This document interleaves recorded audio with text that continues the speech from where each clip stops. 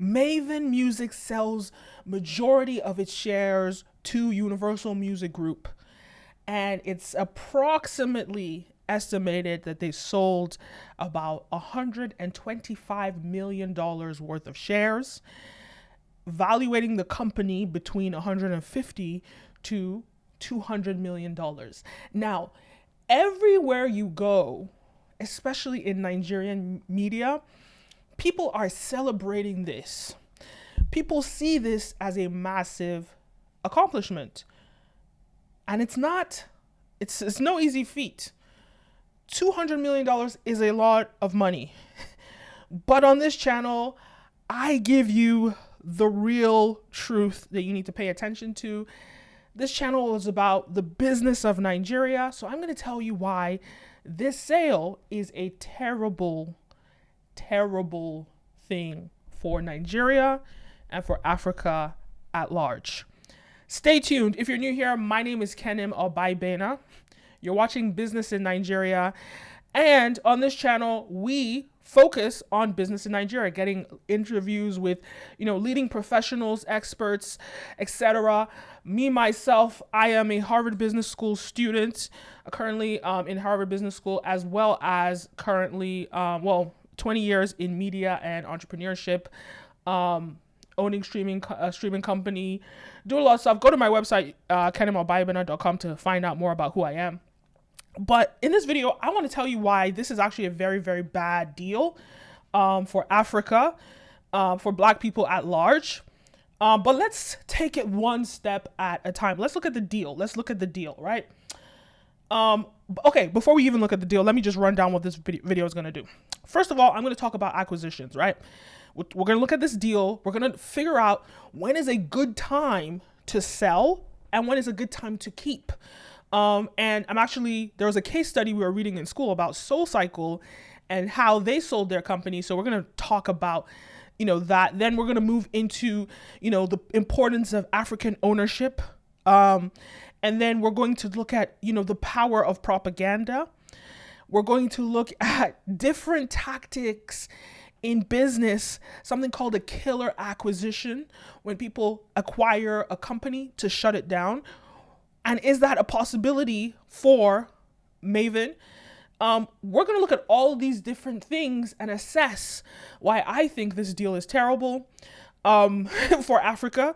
Might be good for Don Jazzy, but this is not a good thing for us. But let's get into the nitty gritty of it. Let's start the video. So first things first, right? We hear that, everybody's reporting this. They sell the company. I'm going to read a few things to give you guys some background, on the sale of this company. So you guys can see this. All right. So this is a LinkedIn post by an entrepreneur. She has a popular newsletter on investing in Africa, Afro media, entertainment, and sports. So she writes, this might be the biggest exit ever in the history of African entertainment. Universal Music Group has acquired a majority stake in Nigerian record label Mavin, founded by Don Jazzy and home to Afrobeats superstar Rema. Although the terms of the deal were not disclosed, Billboard previously reported a likely sales price of around $125 million, with the company being valued in the region of 150 to $200 million. Whatever the exact number, this means a healthy return for Mavin's previous majority investor, PE, from TPG, which has now fully exited the business. But what's even more interesting is how Mavin got here. So, I'm not going to go into this. You guys, we've all been watching his story, Don Jazzy, but we know I'll just briefly, in 2006, Nigerian music producer Don Jazzy launches Mo Hits Records with artist D'banj. However, Mo Hits is not successful, and the label dissolves in 2012. I wouldn't say that the company was not successful. I think Mo Hits, maybe financially, it wasn't successful, but they made some money. Undeterred, Don Jazzy immediately starts another label, Mavin Records. He begins on board a young marketing executive, Peter Tega. I'm not going to pronounce that last name. In 2017, Don Jazzy is approached by investor Bobby Pittman, a Kupanda Capital. So this is when he was, So Kupanda Capital, Bobby sees the opportunity in the growth of Afrobeats, but believes Mavin needs to strengthen its internal capacity to process in order to capture it.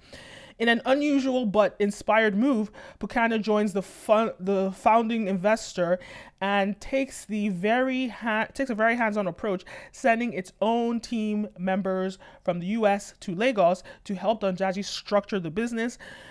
Quick learner Tega rises fast and becomes a CEO of the company. In 2019, Kupanda Capital and PE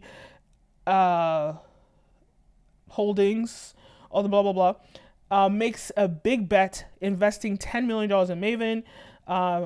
TPG partnered leading the deal, tells Don Jazzy and Tega, I'm investing in you because you failed. Long story short, we know what happens after 2019. After this investment, we see Rema coming out. We see all these, stars coming out. And then now look at them. They have this acquisition. And this is something that we're celebrating. Another thing that we're celebrating, a lot of people are reporting this. Universal Music Group also reported on this. Billboard magazine reported Universal Music Group buys majority stake in Nigerian label Mavin Global. So a lot of Africans, especially because of the dollar crisis that we're faced with, a lot of Africans see, oh wow, to $120 million, like wow. They see that and they scream. But unfortunately, it's this sort of like, it's like those who don't know their history are doomed to repeat it. We keep making the same mistakes from our ancestors, selling our future for pennies on the dollar. Before we sold our future, we sold our brothers and sisters into the slave trade, sold them into the slave trade for umbrellas and gin bottles. And that very human capital is what was extracted away from Africa, not enabling us to build our own countries and economies. As I speak, I'm very, very well researched. And I'm going to give you guys references to all these things that I say. For example, in this, what I talk about here, go read the book, How Europe Underdeveloped Africa. It's so essential, because there are a lot of Nigerians who don't know Black history, don't know Nigerian history, are just not really educated in these things. And they always come in the comment sections and they have ignorant things to say. But I want you to read. I want you to research. Before you comment in the comment section, make sure you have evidence backing your claims. A lot of Black people act as agents of white supremacy, especially Nigerians. So I didn't say all, a lot. So we have to make sure we foster an environment of learning on this channel. And I want everybody, please, if you have to oppose what I have to say, please bring evidence so we can evaluate it, right? Let's be respectful in the comment section. Okay, so back to this, right? For most people, they see this as, this is a big deal. People don't have access to dollars. You're talking about getting $120 million in cash. It sounds like a dream deal. And now let's talk about, when is an acquisition a good thing and when is it a bad thing? Now, I want to look at this case that we're studying in school. At Harvard, we're studying a bunch of cases, but one of the cases that really represents this in a way for me is Soul Cycle. So if you guys don't know about Soul Cycle, they are this spinning classes that was very hype, very popular. All these celebrities go there, So Equinox, which is another popular gym, very, big company. First of all, they first invested in Soul Cycle, and then they expanded the company. Then around 2016, they buy out the company. Now Equinox now owes 97% of Soul Cycle. I think they sold all their shares for $90 million, right? And when you think about what Soul Cycle is as a business, is it replaceable? Is it a business that is a necessity? How much influence does that business have on society at large and their agenda? When a company that is, SoulCycle, owned by two white women, they sell their company to Equinox, owned by, I don't know the race of the people, but I imagine that they're probably Western. That is not a bad thing, right? Western civilization has already been developed. So it's like they will always have the foundation to fall on as a society. But when it comes to media, music, we have a phenomenon. There's a phenomenon that we're going through in the Black community around the world, and that is a lack of ownership. A lack of ownership of our basic resources. A lack of ownership of our narrative and how we're depicted in the media. And that is where this is very dangerous. So as Black people, we don't even own our own narrative. And I'm not saying there are not companies that are owned by Black people, but when you look at the big, Nigerian, there are a lot of Nigerian media companies that are owned by Black people in Nigeria. But how influential are their narratives outside of Africa in spreading an indoctrination around the world to want to do fair deals with us? Media is propaganda. Media tells the world who you are. Media tells the world how to respect and treat you. Now, I believe this purchase is a matter of national security.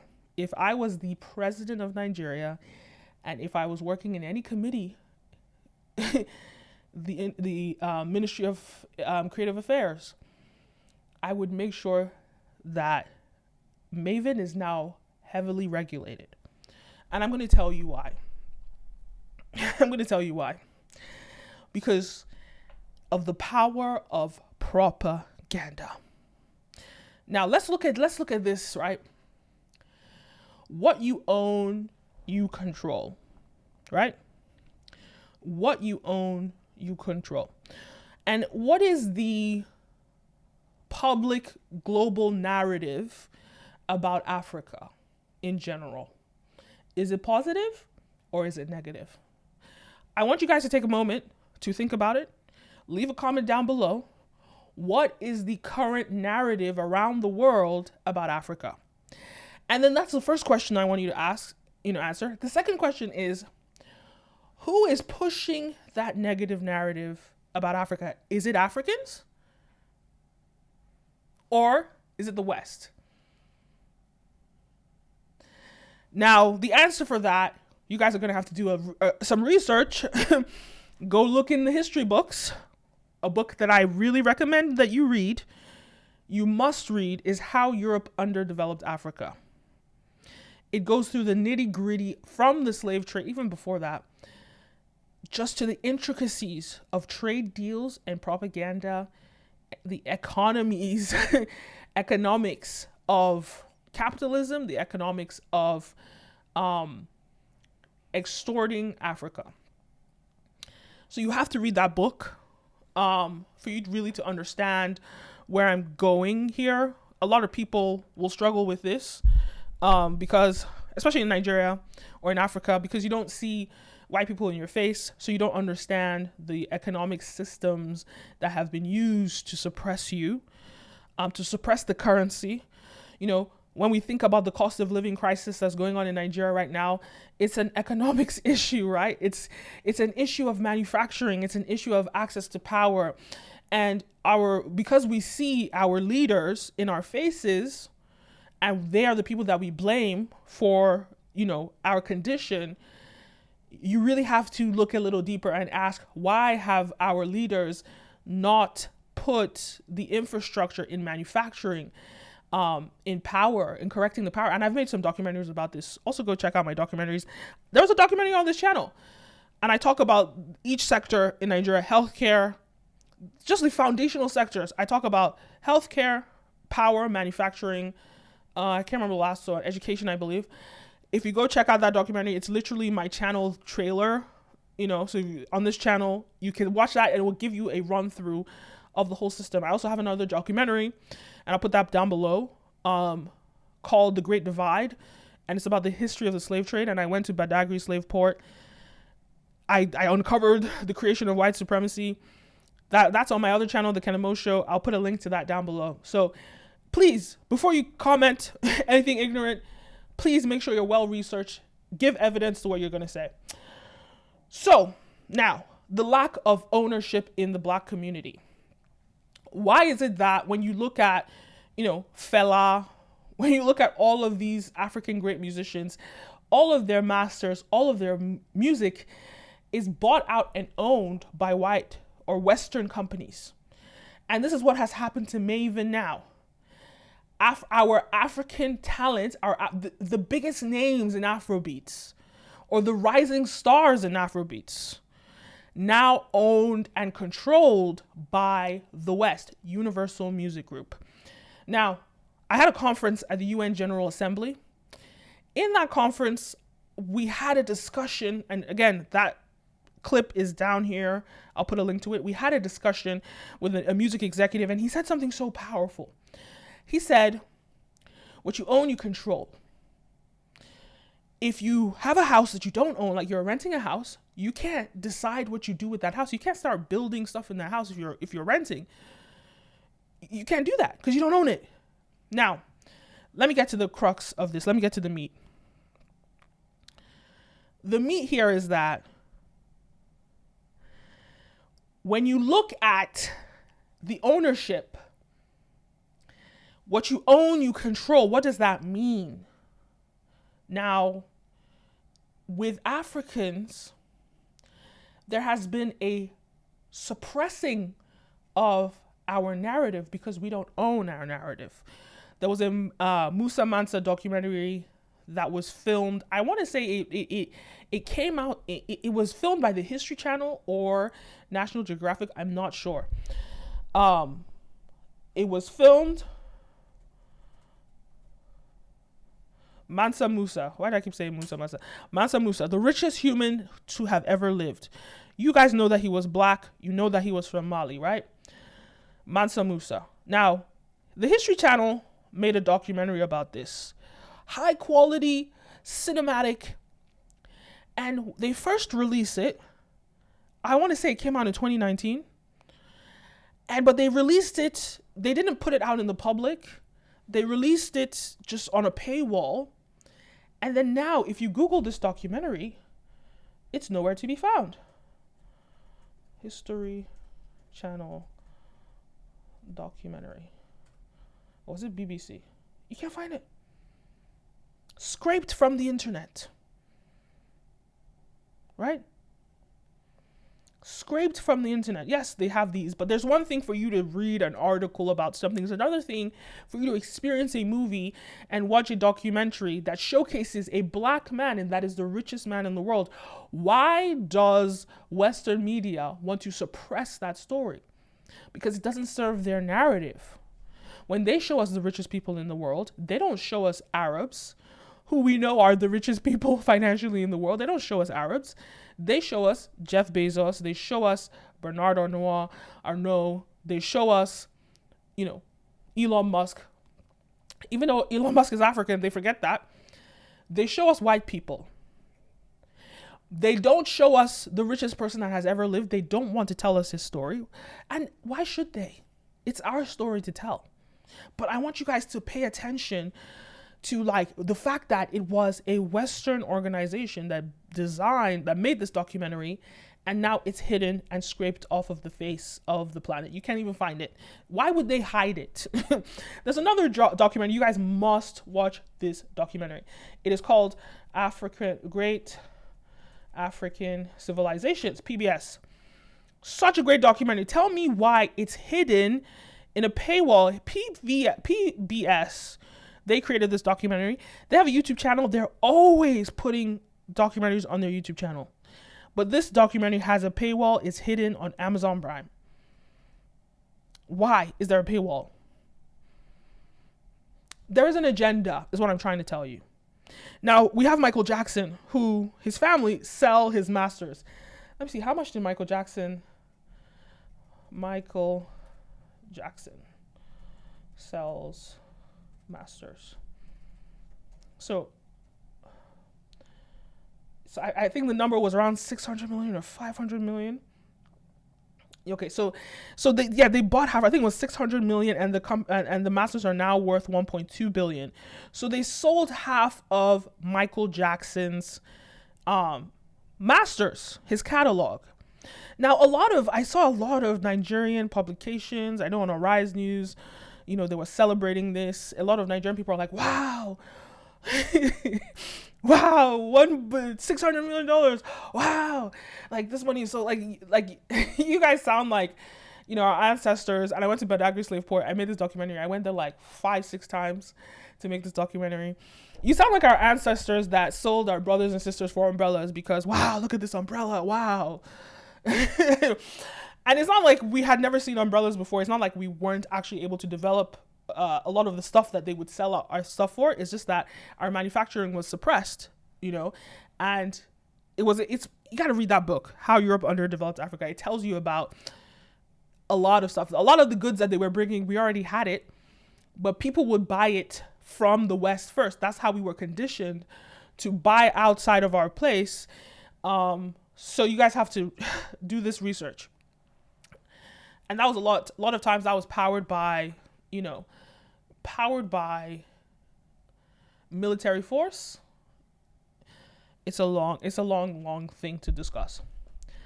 So the problem now we have is this lack of ownership, right? Whatever you own, you control. And so now if we as Black people don't own, like Michael Jackson, what happens when Michael Jackson sells half of his masters? It means why can't, there's been a Fela documentary they've been trying to release for a long time. Why won't they be able to release? Who has to give permissions for licensing of that music? The people that own. Now, if there's a documentary, there's a movie, and the people that own that decide they don't want you to use the music guess what happens? You can't make a Michael Jackson documentary without using Michael Jackson. You could, but the use of Michael Jackson's music is now going to be controlled by Sony, who purchased half of his masters. Like that half that they own, they control the usage of it. Now they could decide they want to allow the usage of it in a documentary that's derogatory towards Michael Jackson, and they don't want to allow the usage of it in a documentary that celebrates Michael Jackson. That is the power of ownership. That is what you're giving to people. And there are different types of ownership rights, the licensing and stuff like that. Right? So that's that. There's another company. I remember there was a Black news network on YouTube owned by somebody in the Middle East. They decide they want to shut down that network. Can you imagine having a Black owned network that is not owned by Black people? And that's not a problem. So my whole thing with Mavin is, when I read this article, they talked about the release. My thing with Mavin is Africans should own Pan-Africanism. I want to show. So this guy, Tega, okay. I want to show this. Africans should own Pan-Africanism. We cannot give our things to somebody else. So this guy, Tega, he's one of the partners at Mavin, the COO. Today signifies a significant, why would you say signifies a significant milestone in the remarkable journey of Mavin Records. But let's look here. There was something here that said Pan-Africanism. There was something here that said Santa Monica and Lagos, right? Universal Music Group, the world leader in music-based entertainment today announced a majority investment in one of the most dynamic and exciting independent record labels, Mavin Music, Lagos. Hold on. The Lagos Nigerian-based label is the driving force behind many of the continent's Afrobeats artists, founded in 2012 by renowned producer. Wait, I need to find the part that he talks about Pan-Africanism. The partnership will accelerate Mavin's strategic advancement and create more opportunities to break more talent globally, expand. No, where is it? So there's this idea about, they use the word Pan-African. By collaborating with Universal Music Group, we are dedicated to cultivating a vibrant creative environment that propels African music to new heights on a global stage. Okay, anyway, there was a word in there that I read that said Pan-Africanism, and this is great for Pan-Africanism. And I think Pan-Africanism should be owned by Africans. So, Pan-Africanism should be owned by Africans. So, this is the first problem with, controlling the narrative. Now, let's look at what are the narratives that, because I believe that in order to understand the future, you have to look at the past, right? People's behavior and organizations' behavior in the past and the present will tell you give you a window into what their behavior will be. Now, let's look at what is the American music industry, which Universal Music Group is a part of. What have they done with Black music in America? What have they done with the Black image in America? And just off the rip, leave a comment down below. What have they done with that? When you see a rapper, what is he doing? He's doing drugs. He's shooting and gangbanging. He's in and out of prison. This is the degeneracy that they promote. When you see the women in Black American music, and this is not an attack on Black America, this is an attack on the system that pushes this propaganda, and we're about to talk about the power of propaganda, pushes this propaganda into the Black community in America. When we look at the women, they're over-sexualized. When we look at somebody like Sexy Red, right? This is what they have pushed within the Black community in America, right? This is the image that they fund. They don't fund, what is this? They don't fund Black women, with degrees, getting qualifications, doing things that are not this is Sexy Red. This is what they're funding. This is the image of propaganda that they are pushing, right? This is what, when a musician comes, if they don't show this behavior, they're unlikely going to get signed by the label. So my question for those Nigerians that are celebrating Mavin's acquisition, or the Universal Music Group's acquisition of Mavin, what agenda, what propaganda push do they have for Africa? Leave a comment down below. What do you think their agenda is to push within the young, impressionable African population, of which by 2050, 1 in 10 people in the world, not 1 in 10, 1 in 4, 25% of the world will be African. Nigeria will be the most popular, probably the most populous, maybe the most populous Black nation in the world. We're already set to surpass America's population in a few years. So we have this very young I think the average Nigerian age is 19. So we have this very young, impressionable, youth culture that we have now, because we know music inspires the young, that music captivates the young. And now they're going to be inspired by whatever Universal Music Group decides is the agenda. Now they're going to be inspired by whatever they decide they want to push within our communities in Africa. And this is why I believe in Pan-Africanism, and we really need to take control in Africa and in the West, Black people. We need to take control of our narratives. And I'm going to talk about what are good ways for Westerners to invest, what should we encourage Westerners to invest in, and what should we deter them from investing in. We cannot let them own our media, because then they will decide what they want, the propaganda they want to push within us, and the narratives they want to spread around us, about us, to the rest of the world. And music is at the pinnacle of media and influence. So this idea that we have given our most structured, most prominent music label to the hands of the West and their agenda, this is a very dangerous thing, and this is something that we need to look out for as Africans. Because I'm not saying that we should, like, making money is not a good thing. That's why I want people to understand. Because I'm not saying, but we have to be careful what we sell and what we decide that we need to own and control. And our media is not something that we should ever allow. We should never allow anybody else spread the Nigerian, the African narrative, but Africans. Point blank, period. So that's one angle to look at it, right?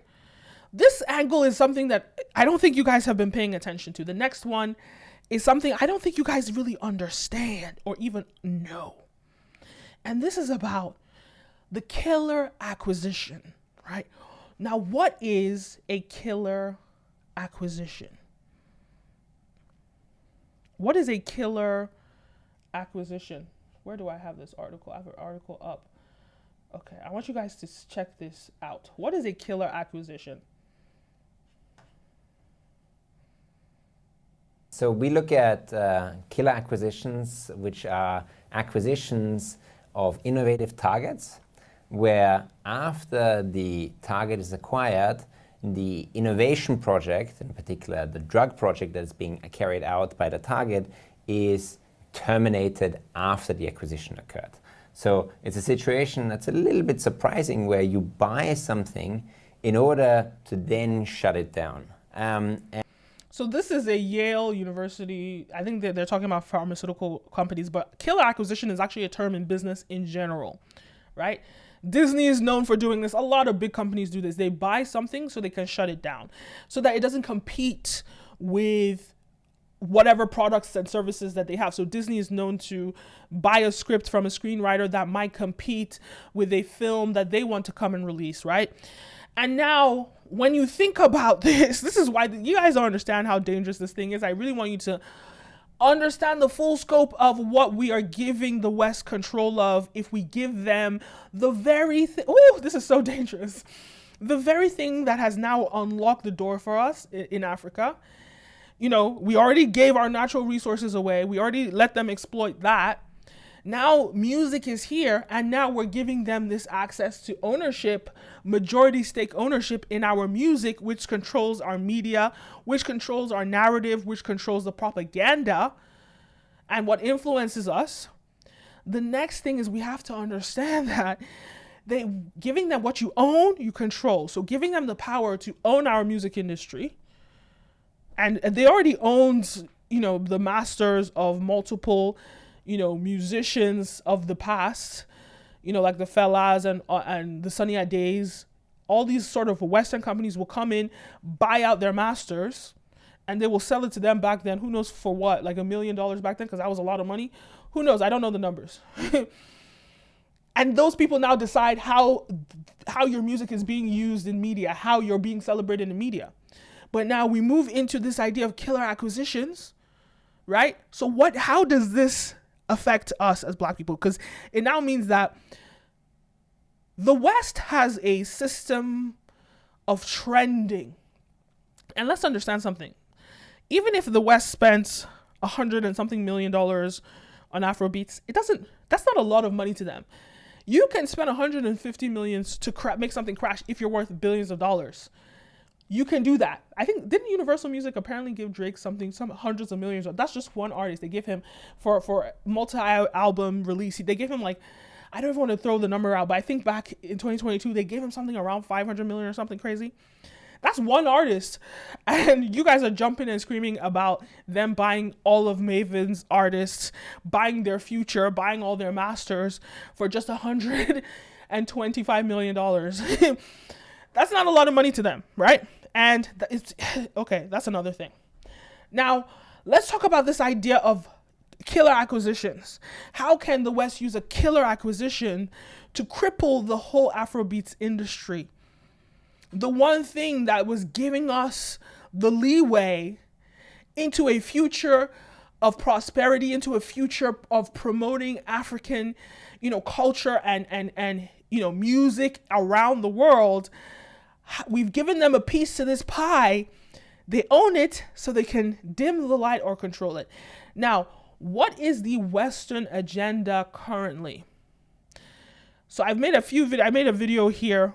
The Western agenda, Elon Musk says DEI must die. He said diversity, equity, and inclusion must die. There's an agenda in the West to shut down diversity, equity, and inclusion programs. Now, what does that mean? From around 2016, there was a push for hearing voices from around the world, African voices. That's how we sort of took advantage of this opportunity on social media. And we started to push our narratives, push our storytelling. And that's how we've had this surgence of this creative economy that's flourishing right now in Africa.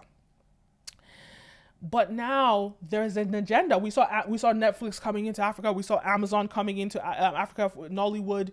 We've seen all these, and then this year we're hearing about people pulling the plug. Amazon decides it's defunding African cinema and is going to focus on European cinema instead.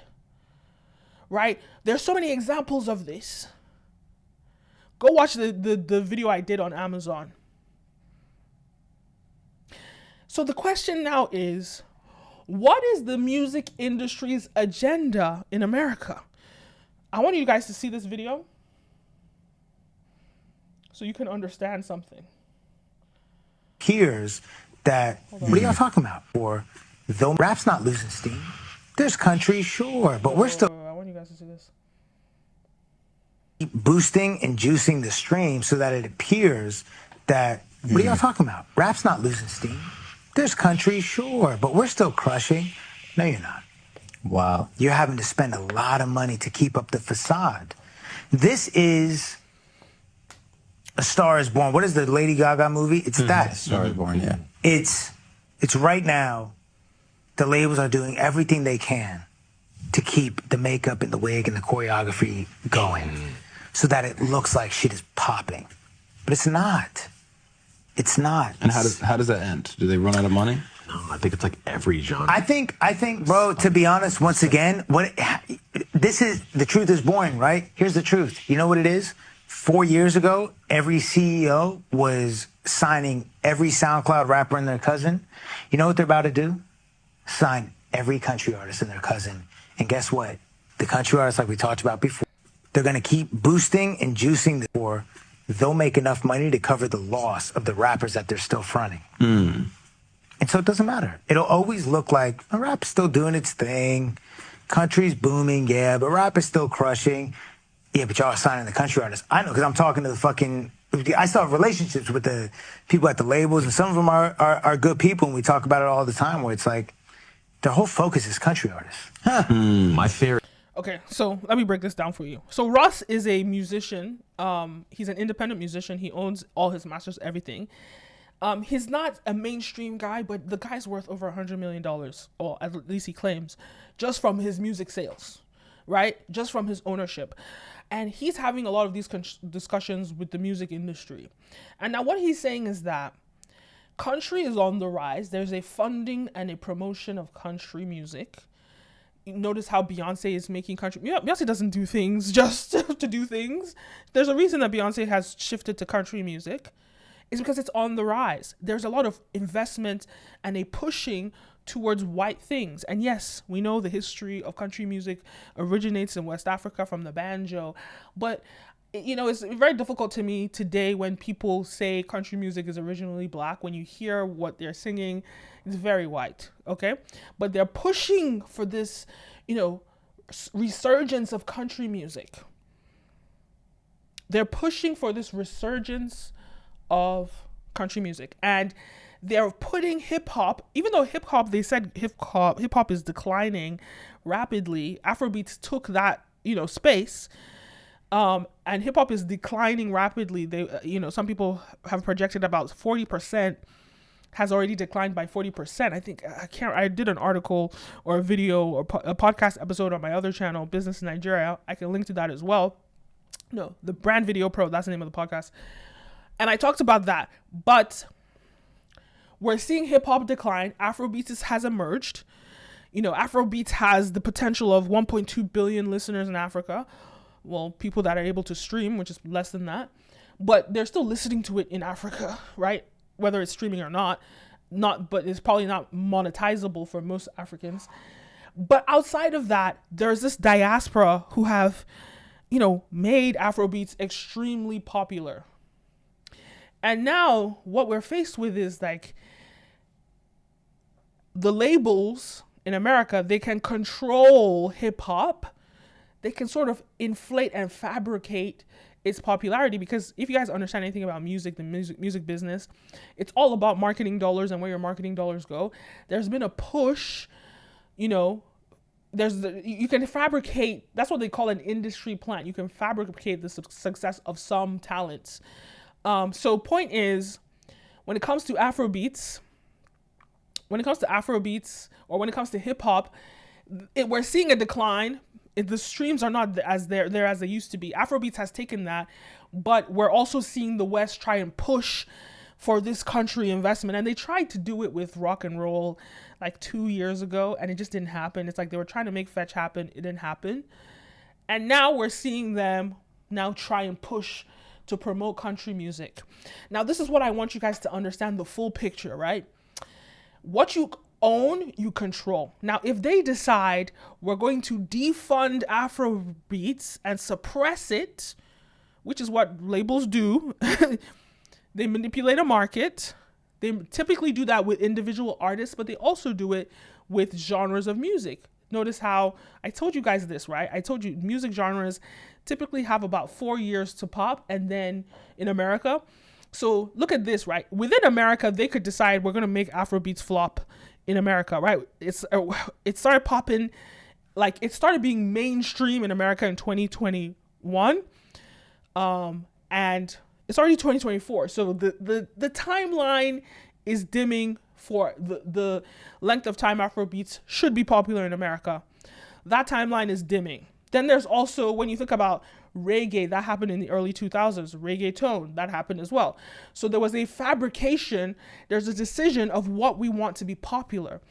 And it's very visible that black music is so much more popular than white music. And music, as I said, inspires culture and the world. And so that's why there's an attack on hip hop. They decided, look, we're going to push degeneracy in hip hop. But now it's like, we're going to promote country music. We're going to push that up.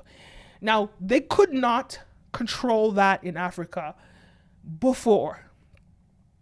They could not fabricate, change, manipulate the popularity of Afrobeats because they didn't own it.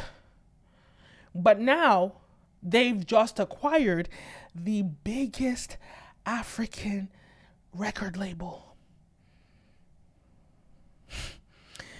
Do you see how dangerous this is? So now if they say they want to suppress African music, they want to suppress Afrobeats, they will just stop. They'll just tell all their artists, we're not releasing your album. We're going to stop. We're going to hold off. So that's what a killer acquisition is, and that's what it does. And we as black people need to look out for that. This is why we should stop as Black people, especially when it comes to things like our media. We need to stop seeking for outsiders to own and control it. To own and control it. There are certain things, certain industries that we should not allow. And I think maybe Nigeria needs to create a law that regulates your ability to sell certain things, our media being off limits.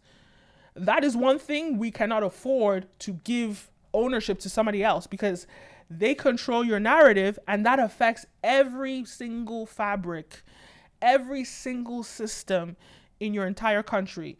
When you look at the vice president of Nigeria at WEF, the World Economic Forum, he was interviewed by Arise News, and he said himself that Afrobeats, our culture, is being exported around the world. Now, when we come to these meeting rooms, when we come to these conferences, they respect us. We are not coming begging anymore, because we're now seen and respected around the world, because everybody knows Afrobeats music. People watch Nollywood. Now they respect us, and that affects the deals that we make internationally. But so it should be illegal in Nigeria for people to sell the ownership, like majority stake ownership of our media. It should be illegal to a non-Nigerian or to a non-African. It should be illegal, because when you do that, what you own, you control. There needs to be policies around that. So I've given you guys a lot to think about. I've given you guys a lot of research to look into. Please dive deep, look deep into it. And now I told you about, what's a good acquisition, what's a bad acquisition, when is it good? If we had built out the infrastructure in our countries in Africa, I have no issue with, a Soul Cycle acquisition.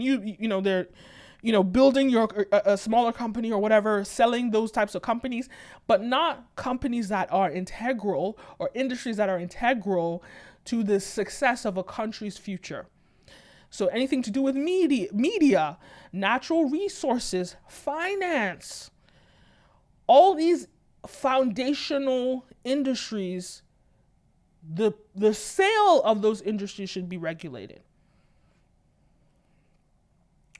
Now,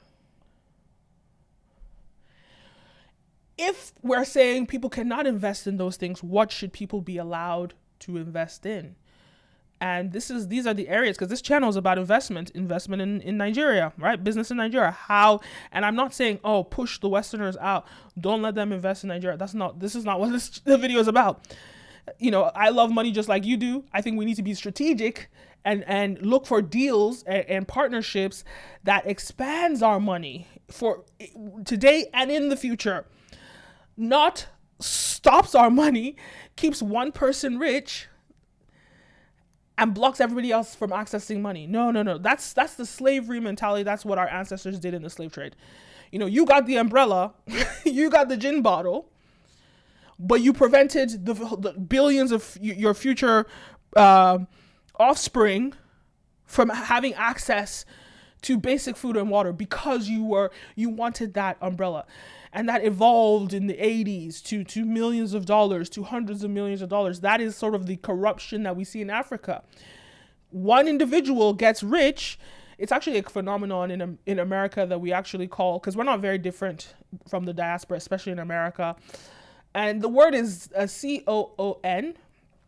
I'm not going to say the word out loud, but it's a COON, and go Google what that word means. But it's somebody who sells out their people, right? And a lot of COONs, they're not ignorant to what they're doing. So I'm not calling anybody that word, but so a lot of us in Africa, we're actually ignorant to what we're actually doing, how we're selling our future, just for one person to get rich. And there needs to be an education around this so people can stop doing this. Okay, now, final thing. What can you invest in? What should we encourage, foreign investors to look at?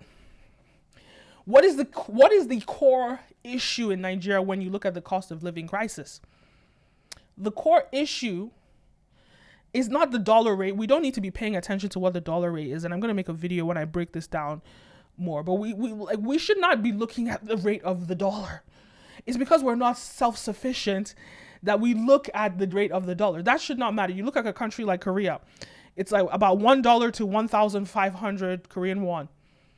They don't care about the dollar rates. But Korea is thriving as a country. And, you know, I'm going to get an economist on this channel when I get back from school. I'm going to be in Harvard for a bit. When I get back from school, I'm going to sit with an economist and we're going to break down for everybody to understand how it's actually a good thing that our currency is being devalued right now. And there's a lot of opportunity. There's a lot of upside if we get the right investment vehicles going that we gain from having a lower currency. And let's focus on this, right? What's the economic issue in Nigeria? It has to do with the lack of manufacturing, which is a result of the lack of power, right? Access to power. And again, go watch that documentary on my trailer of this channel. It's called Why Nigeria Doesn't Work. Go watch that documentary. I break down the issues in the power sector, why we don't have power in this country. I'll put the link down below. I break down the issues with manufacturing. When we start to locally produce, when we start to be self-sufficient and locally produce, and everything in Nigeria that is needed is purchased within Nigeria, we don't have to worry about the dollar rates. We don't have to worry about importing anything. So when we're seeking investments, we need to be seeking investments, and they might take about 3 years for them to materialize. But we need to be seeking investments for manufacturing. Our growing population, soon the population will surpass that of the US. So when we go to investors and say, look, this is a long-term goal to combat Nigeria's foundational economic issues, and there's an upside. Obviously, it goes back to what I said. You're not going to give 100% ownership in your company. You're going to give them something modest, like a 3% stake at max, no more than 10% stake for what they invest. And we focus on the areas that need targeting. The power sector, the issue in power has to do with maintenance and bad maintenance. We fix power. We look at manufacturing. Once we fix power, we can fix manufacturing. Healthcare, education. These are the sectors we need to be looking at for development. These are the sectors we need to be getting investment for. These are the areas that we can allow acquisition in, right? Acquisition. Well, we have to be careful with that too. Again, this idea of giving anybody majority stake is a no. Like I said, you want to be 3%, 10%, no more than 30% in these acquisition deals. No more than, that's where you want to go. Once we've fixed some of these all of these foundational issues in Nigeria and in Africa at large, then we can have these fruity deals or these nice deals like Soul Cycle selling, 75% and they're okay, because our whole country's livelihood is not going to be dependent on the sale of one product. But when we're selling our future in industries that are integral to our survival, this is where there is a massive issue. Guys, leave a comment down below. I want to hear what everybody has to say. Read all the books that I said. Watch all the research. Read the articles. Share information yourself. Again, if you're going to disagree with what I say, please bring your research and evidence to explain why. Don't come on this channel. You might get blocked. If you come on this channel to be disrespectful and to be rude, you might get blocked. I would like us to have flourishing conversations, even debates. Let's work together to fix Nigeria. That is the goal of this channel. And when I go back to, and I should have said this earlier, this money that they got from Universal Music, this is actually the basis of what I'm saying. This money that they got from Universal Music, $125 million, they could have gotten this much money in a loan from some of the leading African investment vehicles. Now, I'm not going to tell you who's giving out this type of money because I am launching my members only that breaks down how you can get access to finance as an entrepreneur. Here on this channel, my members only group is about to be called Access to Finance. I'm going to launch it on March 20th. So if you want to learn more about where are these African financial opportunities, funding opportunities, you're an entrepreneur, you want to hear about this, where should Don Jazzy and this other guy, Tega, have gone for that $125 million instead of going to Universal Music Group, who is going to exploit them? That's the history of music labels. But there's all this money is already in Africa. Why didn't they go to some of these amazing, incredible African funded and African run investment vehicles? Why didn't they go there instead? You want to know where these places are? Stay tuned, March 20th. In the meantime, like, follow, subscribe, leave a comment. I want to have a conversation with you guys. I want us to debate. So please leave a comment. And when it's time, I will launch Access to Finance, which will give you the nitty-gritty, the ins and outs, the details of how you as an entrepreneur can access finance. Thank you guys for watching. Don't forget to like, follow, subscribe, all the above. My name is Kenim O. You're watching Business in Nigeria, and I'll see you next time.